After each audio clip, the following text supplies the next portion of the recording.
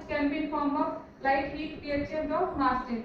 Through the transducer, which can be in form of photodiode, thermistor, quartz electrode or pH electrode.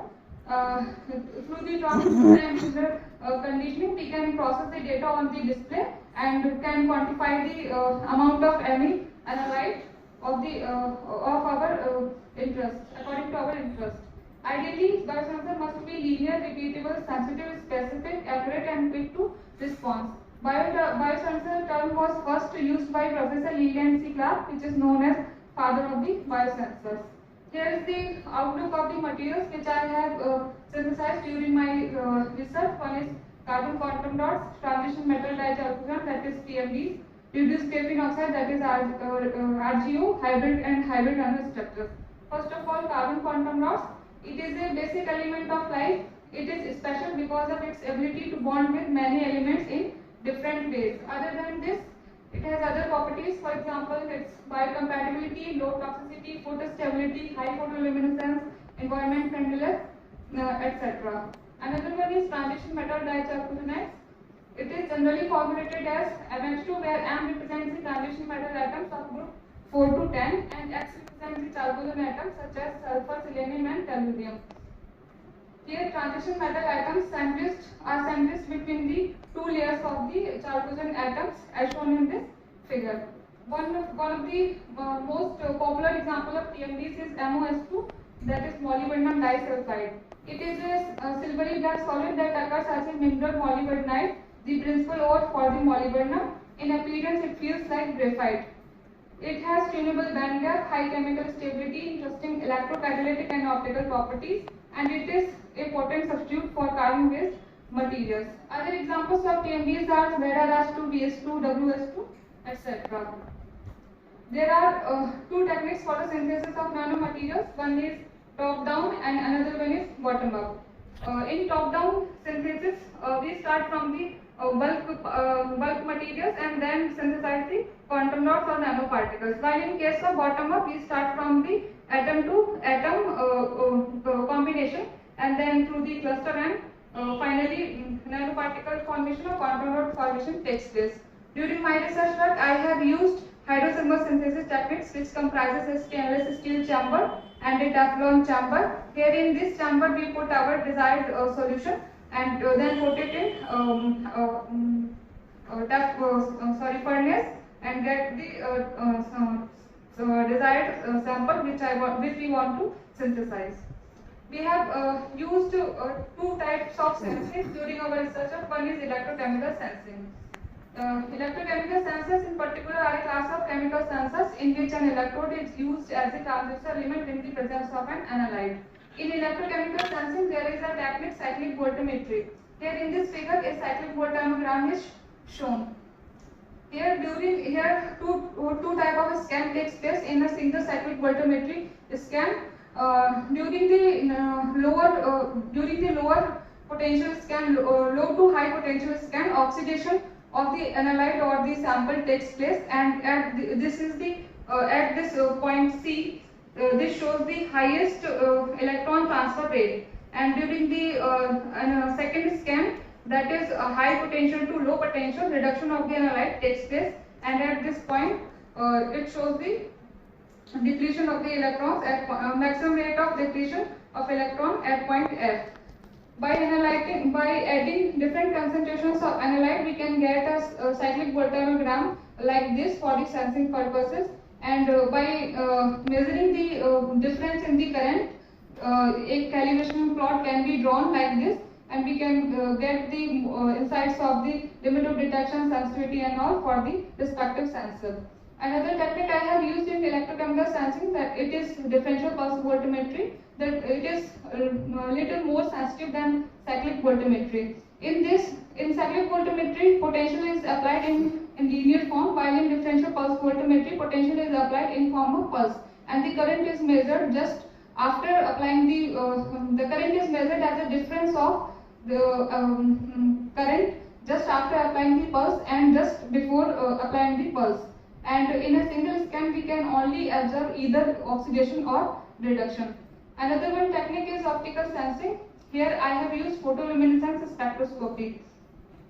When light falls on the sample, fluorophores or electrons within the material get excited to the ground state to permissible excited state. Here, S0 represents the whole single electronic state, which comprises lots of vibrational states. Similarly, S1 is a whole single electronic state and comprises several vibrational states. So when a fluorophore gets excited, it comes back to the equilibrium in the vibrational states, and then the fluorophore after vibrational relaxation comes back to the ground states, and when it comes back to the ground state, it radiates energy, which can be in form of emission or thermal energy, light or in thermal energy. If it is in form of light, then it is known as fluorescence. When fluorophores transfers to the T1 state, that is triplet state, through the spin conversion, then it comes back to the ground state, then this is known as phosphorescence. In case of fluorescence, the decay of electron from T1 to S0 is forbidden, but in case of phosphorescence, it can be broken. In photoluminescence spectroscopy, we get a spectrum like this, and by adding different concentration of analyte through the fluorescence, photoluminescence enhancement or quenching, we can get the spectra something like this, multiple spectra, and by measuring the intensity and plotting the calibration plot, we can get the idea of limit of detection and sensitivity of the sensor. These are the characterization tools which I have used for the investigation of the materials, and some instruments are available in the physics department, whereas some instruments are available in Central Discovery Center, VHU. Here is the first working chapter of this thesis, entitled Fabrication of MOS2 quantum dot gold modified screen printed electrode for the improved electrochemical detection of cefixime. The motivation behind choosing the cefixime is an antibiotic which is used in the treatment of chronic bronchitis, tonsillitis, urinary tract infection, gonorrhea. But the excess dose of cefixime can cause vomiting, seizures, blinking eyes, frothy saliva, and neurotoxicity. So we have synthesized MOS2 quantum dots using hydrothermal synthesis, as I discussed earlier.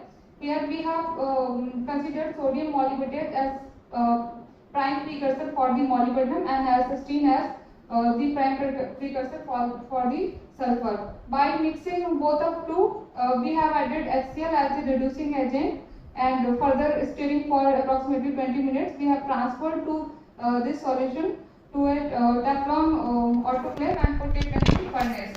After the completion of reaction, after 48 hours at 180 degrees centigrade, we left it for the cooling and get a yellowish colloidal solution in form of MOS2 quantum dots. For the synthesis of MOS2 quantum dots gold nanoparticles, we added orochloric acid and stirred it vigorously at temperature 80 degrees centigrade and collected a MOS2 quantum dot gold nanoparticle composite. First of all, we have synthesized it with the help of UV visible spectroscopy. Here, in case of MOS2 quantum dots, three distinct peaks are observed, where peak at 215 nanometer and 247 nanometer can be endorsed due to the presence of various functional groups, while peak at 345 nanometer can be endorsed to the D2D transitions in the transition metal disulfides. And in case of MOS, it shows that the various functional groups such as CH stretching, CNFC, COH, C double bond O, and NS2 amino acidic and OH stretchings are present in the sample. To get the structural information of the sensor of the sample, we then carried out transmission electron microscopic observations, and we found that MOS2 quantum dots are synthesized in some nanometer range, and the average size of the quantum dots is 2 to 3 nanometer of size, 3 nanometer. While in case of MOS2 quantum dots AUNT, the agglomeration in the MOS2 quantum dots takes place, which is probably due to the addition of orochloric acid and reverse stirring at 80 degrees centigrade. But it deforms the structure, but it does not deforms the actual MOS2 formation. So we then clarified it with the help of HR10, and here lattice spacing shows that even after formation of AUNP, their MOS2 quantum dots exist. To get more insights on the chemical bonding, we then carried out XPS spectroscopy for the MOS2 quantum dots and its nanocomposite with gold. So we observed that in case of MOS2 quantum dots, there is plenty of MO4 plus states in the sample, while there is very less amount of MO6 plus. Similarly, in case of sulfur S2P, there is plenty of amount of S2 minus. This shows that MOS2 successfully synthesized. And in case of MOS2 quantum dot AUNP, we deconvoluted it and found that there is little more amount of MO6 plus, there is no significant change for the positions of S2P. This signifies that due to the addition of orofluoric acid, there is some more reduction of MO6 plus took place in the sample. For the range 80 to 92, in case of MOS2 quantum dots, there were no peaks, but in case of MOS2 quantum dots AUNP, there is peaks for 4F7/2, 4F5/2, and we investigated that these corresponds to AU4F. It shows that AU3 plus and AU0 are present in the sample. For the application purposes, we then we then tested out the ability of MOS2 quantum dots AUNP modified electrode. So first of all, we compared MOS2 quantum dot AUNP modified SPCE and MOS2 quantum dot AUNP modified SPC in presence of cefixime. And we found that in presence of cefixime, MOS2 quantum dot AUNP shows the prominent response. It has the highest current. And before that, we also checked the response of bare SPCE and bare SPCE with 50 microamp cefixime. By spiling these outstanding results, we then switched for the differential pulse voltimetry based sensing experiment for cefixime, and found that for concentration range 0 to 9, approximately 90 micromole of cefixime, the current enhances continuously. By measuring the current, we then plotted a calibration plot and found that calculated limit of detection, which was found to be 3.9 nanomolar. Further, to validate the results obtained in the previous slide, we then switched for the sensing of cefixime with commercially available cefixime. So we found that even in case of commercially available cefixime, the results are promising, but a slight shifting in the potential is observed. It is probably happening due to the excipients added for the administered doses, which are generally prepared for the human, so that they can easily consume the drug. So we luckily we found that even in case of commercially available cefixime, the results are outstanding. The limit of detection is slightly more, but very much comparable to the previous results, that is 4.01 nanomolar. And we also studied the interference study. We considered uric acid, urea, ascorbic acid, L16, D-glucose for the interference studied, and found that the cefixime shows the promising results and shows the negligible interference shows the negligible interference in the sensing of cefixime. Further, for the interday stability, we have tested the as prepared electrode for up to the 6 days and found that approximately 98% retention in current was found.